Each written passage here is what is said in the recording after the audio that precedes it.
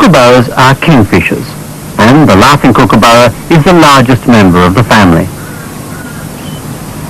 Like the sacred kingfisher, kookaburras have adapted to living in woodlands, but the kookaburra is indeed a kingfisher.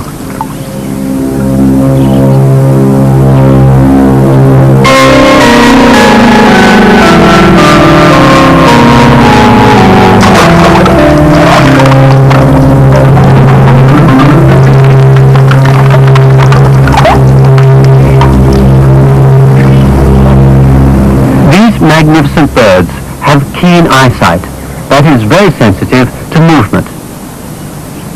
They hunt by patiently waiting for their prey to reveal itself before making their attack.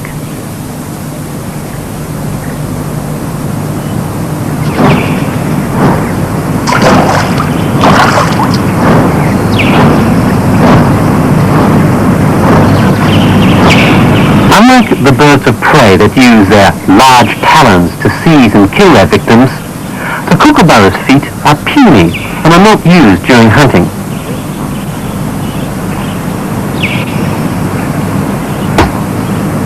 Instead, they rely solely on their robust beak and exceptionally strong neck.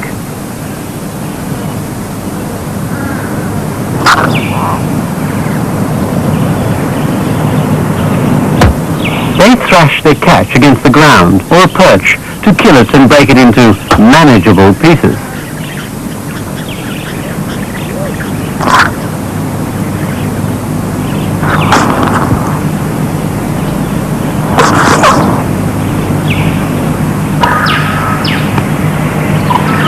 Kookaburras have a remarkably cooperative social system. They live in extended family groups in which each new generation helps to raise the next generation and assists in territorial defense.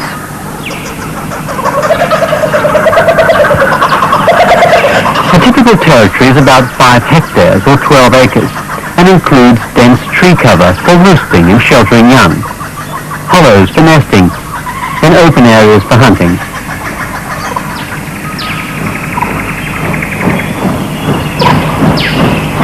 Kookaburras are very territorial. When a stranger enters the territory, it is met with hostility from the whole family.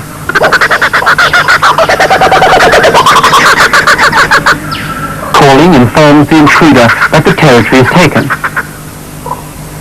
Tail pumping is the next aggressive warning.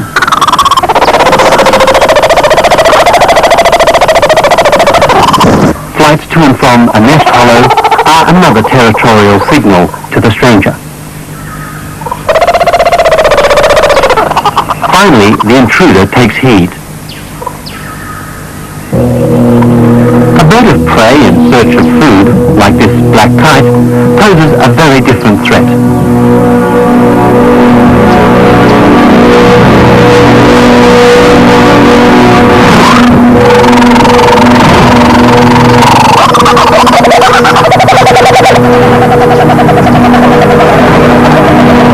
Now the kookaburras mount a united attack.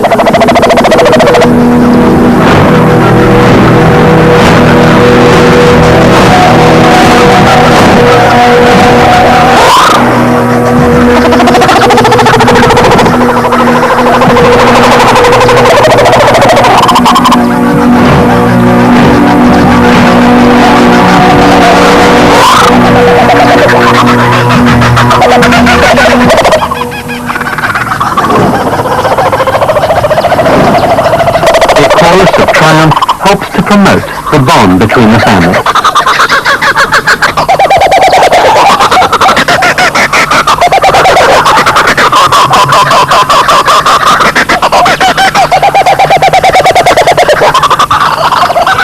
Kookaburras also have to share a tenancy with less formidable birds.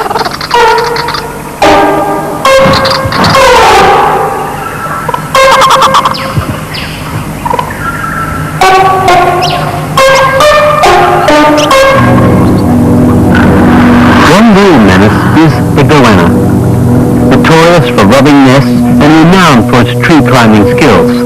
The goanna is perhaps the kookaburra's main enemy.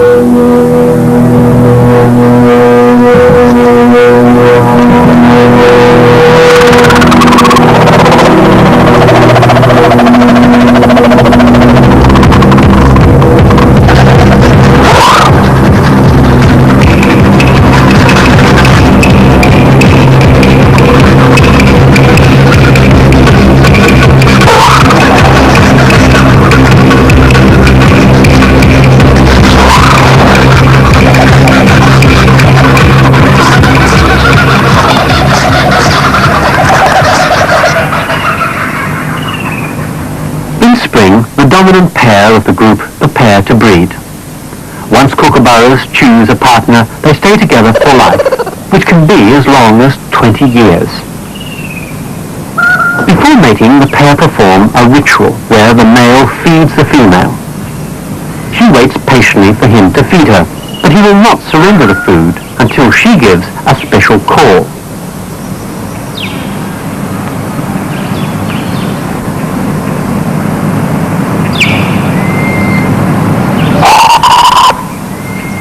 This call is similar to the food-begging cry of the young and so stimulates him to offer the food.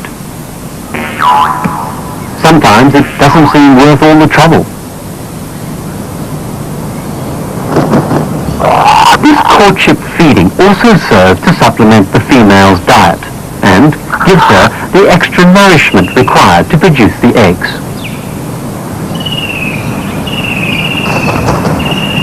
Following courtship feeding comes the nest showing ceremony. While the female observes from a perch, the male digs out a nest hollow with his powerful beak.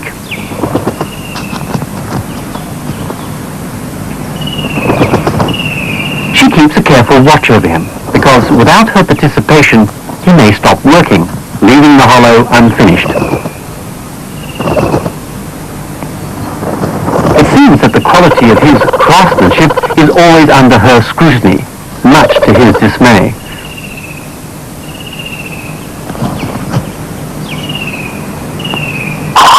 Her calls appear to entice him to work. The nest showing ceremony lasts for about 5 weeks and occurs whether they are building a new nest or remodeling an old one.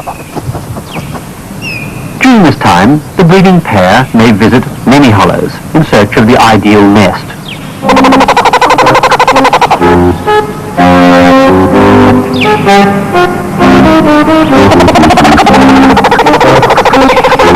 Kookaburras will nest in a variety of places, but they prefer a perch near the hollow and an entrance hole which is a comfortable size.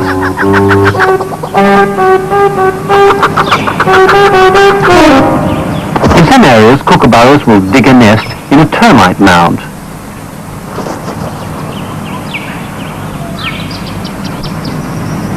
Towards the end of the nest showing ceremony, the breeding pair concentrate on the chosen nest.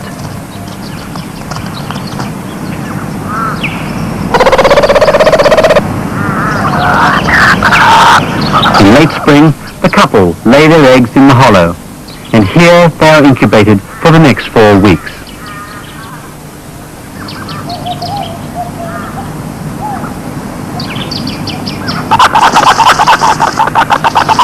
Both parents share in the task of incubating the eggs, which also helps strengthen the bond between them.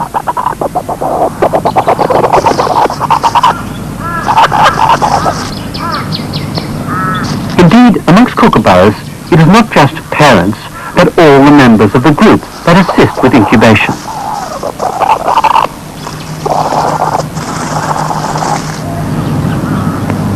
With so many helpers to take care of the eggs, the offspring have a much better chance of survival than if cared for by the parents alone.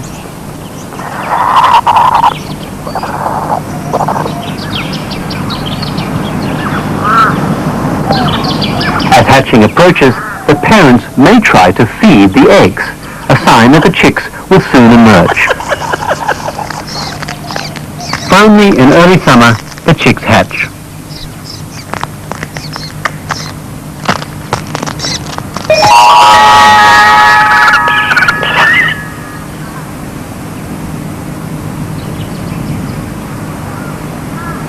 The newborn chick is naked and completely blind. But through its ears it can detect the adult's soft call, which stimulate it to try and raise its tiny head to be fed.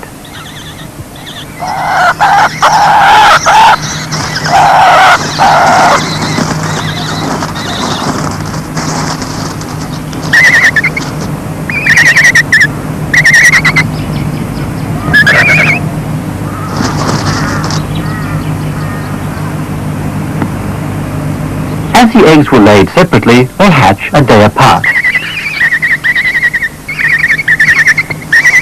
The eldest doesn't always welcome the arrival of the second chick. However, its aggression is short-lived.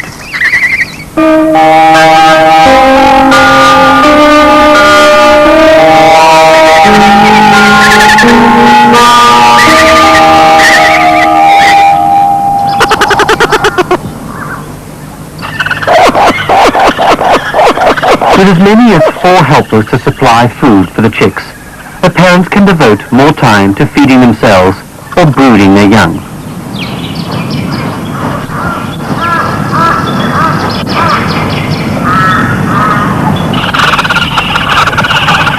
The chicks' food-begging cries stimulate the adults to feed them.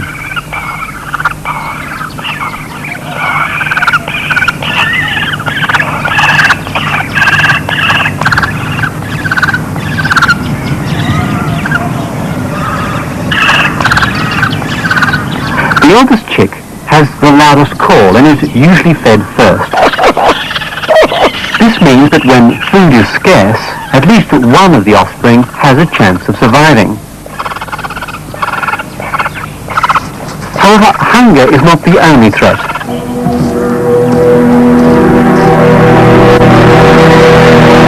With the sighting of a familiar enemy, panic enters the kookaburra ranks.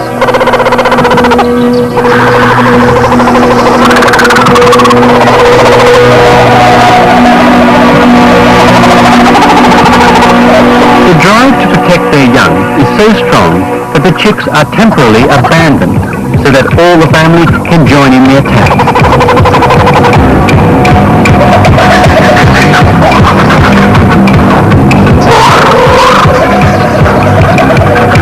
Risking a broken neck, they plunge fiercely at the goanna.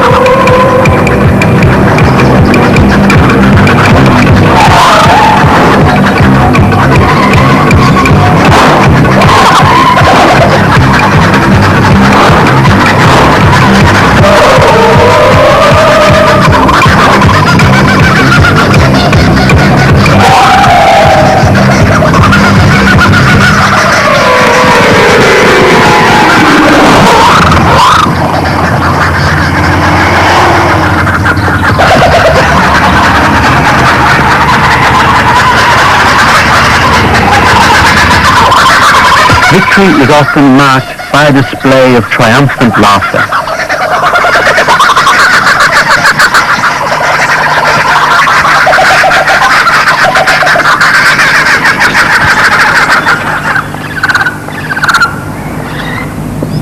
After a few days, the chicks develop their first feathers. Because kookaburra chicks develop in a warm hollow, they don't require the protection of down feathers, but begin growing directly into adult plumage. For the first few months of their lives, the chicks are totally dependent on the adults for food.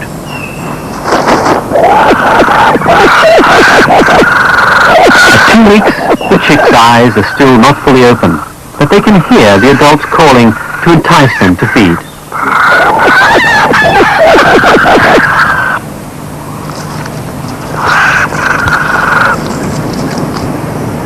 Having a permanent territory means the kookaburras can get to know their hunting areas well, and so provide a constant level of food.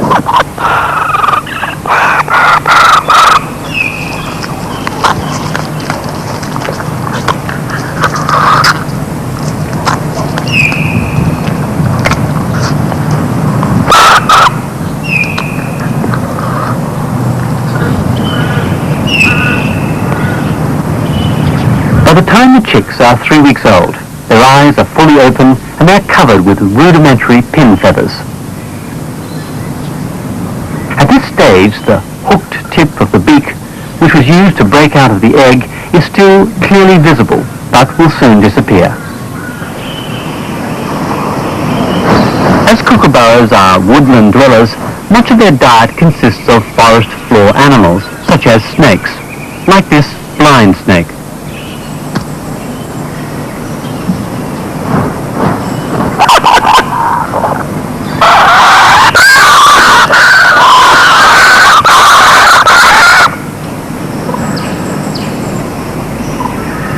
Those birds that live near water can feast on additional gastronomic delights, such as fish and crayfish like this freshwater yabby.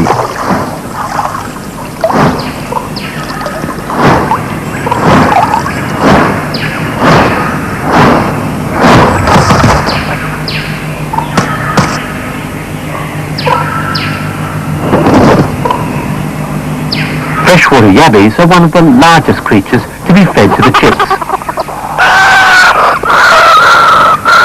Even the most gluttonous of youngsters can find these a real mouthful.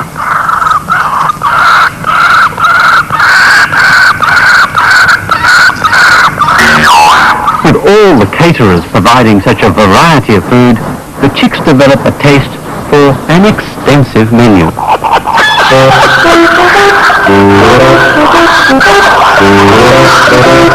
They relish baby birds, mice,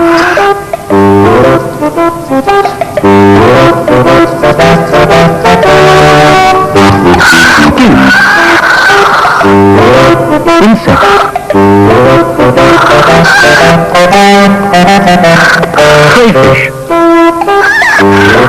lizards, and a whole lot more.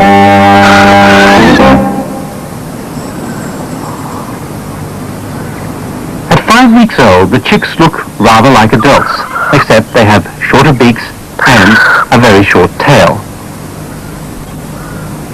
They are now fully plumed with their first feathers, which are retained for a year and then replaced during the post-juvenile molt.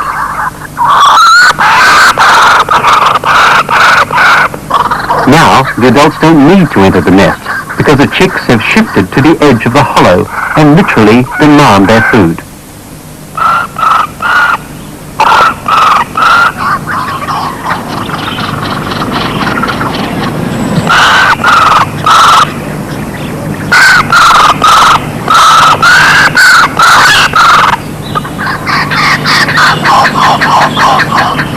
Some kookaburra chicks have the know-how not to pollute their nests, but in this family, this doesn't seem to be the case.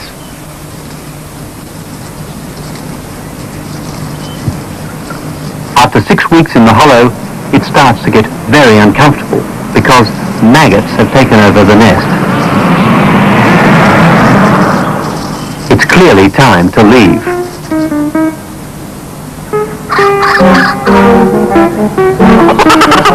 The adults try to lure the youngsters out with a series of calls and the tempting reward of food.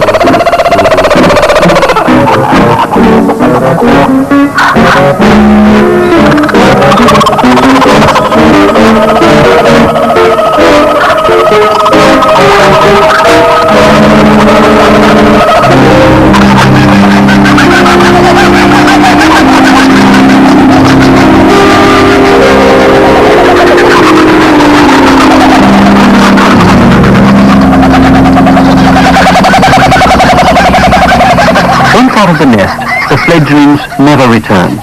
Instead, the parents take them to an area of their territory with dense bush for protection, and here they spend the next few weeks. It's a perplexing time, as the young must adjust to their new environment and sleep outside the nest for the first time.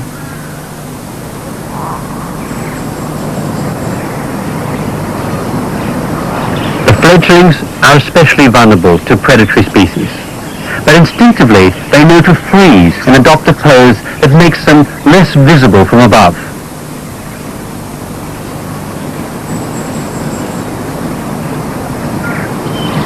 The young kookaburras still can't fly properly, so an adult encourages a little practice. By withholding the food and calling, the adult tries to